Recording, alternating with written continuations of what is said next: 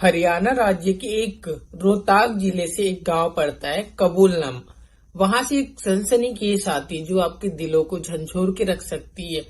सितंबर 2009 की बात है। सुबह का टाइम था 5:30 बजे का। जो रिटायर्ड मास्टर होते हैं वो अपने जानवरों की जगह से वो अपने घर के लिए निकलते हैं और घर पहुंचते हैं तो घर में जब दरवाजा खटखटाते हैं तो अंदर से कोई चहल वहल नहीं होती, आवाज वगैरह नहीं होती। मास्टर जी गुस्सा हो जाते हैं। उसके बाद वो दरवाजे को जोर से धक्का देते हैं और जोर से धक्का देने के बाद जो रूम में वो देखते हैं उसके पैरों तले जमीन खिसक जाती है और दिल की धड़कनें तेज हो जाती है। वो देखता है कि उसका बेटा और बहू बेहोश की हालत में अपने बेड पे पड़े होते हैं। अब जैसे वो एंट्री करता है अंदर तब वो अपने बेटे और बहू को हिला के देखता है, लेकिन कोई भी हलचल नहीं होता है। तो उसके दिल की जो धड़कन है वो तेज हो जाती है और वो थोड़ा से आगे जाता है तो देखता है कि उसके 4 पोते भी बेहोश पड़े हैं। वो चेक करता है तो उनकी भी मौत हो चुकी होती है, उनके बेटे और बहू की भी मौत हो चुकी होती है। ये सारी चीजें एक दादाजी के लिए, एक पिताजी के लिए बहुत ही ज्यादा दुखद था, क्योंकि उसका परिवार उजड़ गया था। वो अपनी पत्नी को देखने के लिए सामने वाले घर में जाता है जहां उसकी बीवी बूढ़ी बाई रहती थी। वो उसको भी देखता है तो वो भी, इसका भी डेथ हो गया था।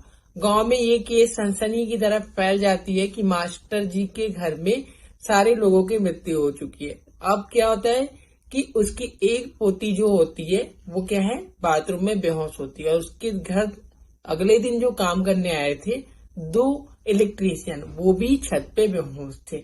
अब यहाँ दादाजी को कुछ समझ नहीं आता और सारे गांव के लोग उसके घर के पास इकट्ठे हो जाते हैं और बातचीत होते रहता है कि ये कैसा हो गया, किसने किया।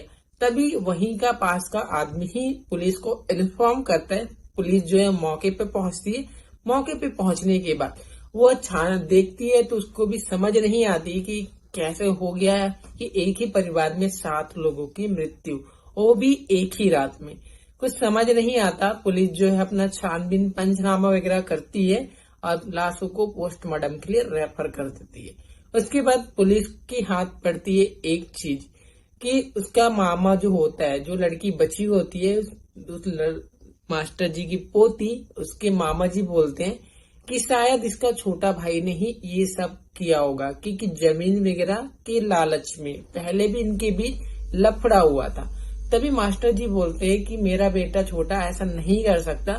हालांकि वो ऐसा लड़ाई झगड़ा करते रहता है लेकिन वो इस तरह की घिनौनी हरकत नहीं कर सकता।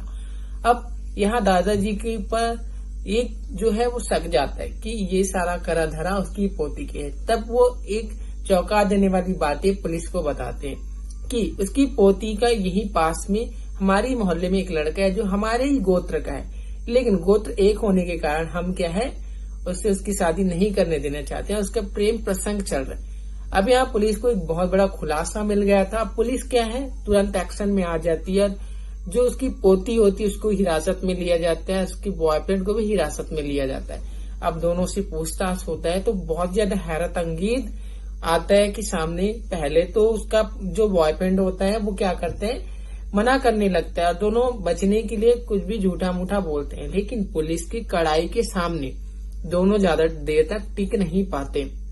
उसके बाद जो होता है, जो लड़की का बॉयफ्रेंड होता है और लड़की दोनों पुलिस के सामने हार जाते हैं और दोनों बता देते हैं कि किस तरीके से उसका बॉयफ्रेंड अपने मामा से नींद की दवाई को ले गया था और लेके आने के बाद उसको पीस के अपने गर्लफ्रेंड को दे देता है। उसकी गर्लफ्रेंड रात को खाने में जो बना था उसमें सारा मिक्स कर देती है, ओवरडोज, और उसके बाद सभी फैमिली खा के सो जाते हैं। उसका पोता, बड़ा वाला पोता जो होता है वो क्या करता है, उसी खाने को ऊपर में काम कर रहे 2 इलेक्ट्रीशियन को भी दे देता है और वो भी खा लेते हैं। उसके बाद उनका भी बेहोश हो जाता है। फिर आधी रात गए क्या होता है, आधी रात को जो होती है पोती वो अपने बॉयफ्रेंड को बुला लेती है अपने घर और वो भी दबे पांव पहुंचता है और उसके बाद वो अपने मम्मी पापा के कमरे में एंट्री करते हैं और दोनों की हत्या कर देते हैं। हत्या करने के बाद उनको इतना भी शांति नहीं होता कि वो लड़की अपने 4 भाइयों को भी मार देती है।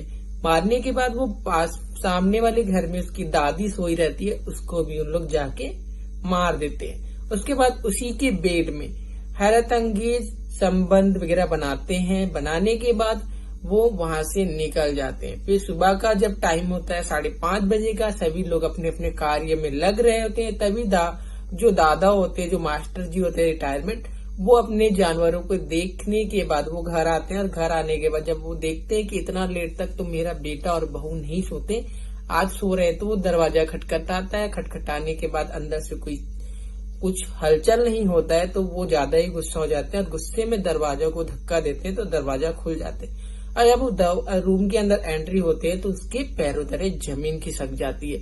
वो देखता है कि उसके बहू, बेटे और 4 पौधों की मौत हो चुकी है। बाहर जाके देखते हैं, बाहर वाले घर में उसकी पत्नी की भी मृत्यु हो जा रहती है। पुलिस दोनों को हिरासत में ले लेती है। पूछताछ में फिर वो बोलते हैं कि ये हम नहीं किए हैं, ये हमारे चाचा जी के हैं, ये लड़की बोलने लगती है। लेकिन ये मामला जो है वो न्यायालय तक जाता है, उच्च न्यायालय तक जाता है। वहां पे जाने के बाद उन दोनों को फांसी का सजा हुआ रहता है और जो उनको दवाई वगैरह दिलाए रहते हैं उनको भी सजा हो जाता है उम्र कैद का। फिर आगे जो है और आगे बढ़ते हैं, इन लोग हाई कोर्ट में अपना अप्लाई करते हैं बचने के लिए। तो फिर वहां जाके ये केस आता है कि जो लड़की है और उसका बॉयफ्रेंड है, उसको फांसी की सजा ना देके उम्र कैद की सजा दिया जाता है। और जो लोग उन लोगों की हेल्प किए थे दवाई देने में, उनको जुर्माना दिया गया और जुर्माना के थ्रू उनको रिहा किया गया। इस कहानी और घटना को हमें डराना नहीं है, आपको एजुकेट करना है ताकि आप एक सतर्क और अपने जान को बचा सको जी। इसलिए इस कहानी को बताया गया है और ये सच्ची घटना है। अगर आपको ऐसी घटना देखना चाहते हो और सुनना चाहते हो तो आप मेरे चैनल को सब्सक्राइब कर लीजिए एंड सावधान रहिए, अपनी लाइफ को सेफ रखिए, क्योंकि ऐसे घटनाओं से आप सतर्क रहिए। बाकी मिलते हैं नेक्स्ट घटना के साथ, तब तक के लिए खुश रहिए।